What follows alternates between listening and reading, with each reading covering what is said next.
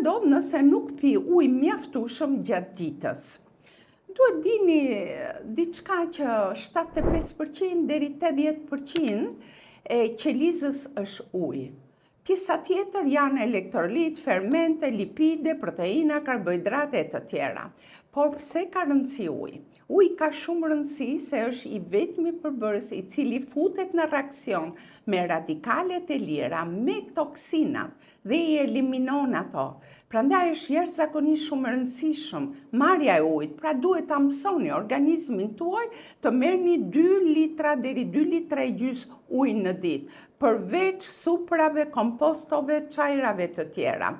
Por nëse ju nuk do të merrni mjaftueshëm, qeliza juaj do thahet.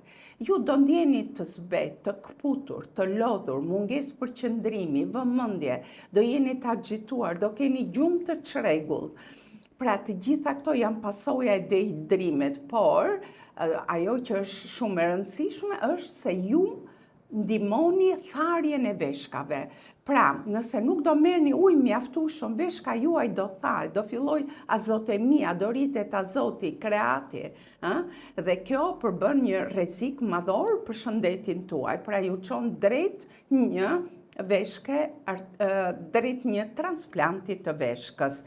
Pse? Sepse glomeruli, që është njësia strukturale e veshkës, është ai i cili bën filtrin e gjithë gjakut. Pra gjaku ka ujë, ka lëngje, ka plazmën, përveç elementeve figuruar të gjakut.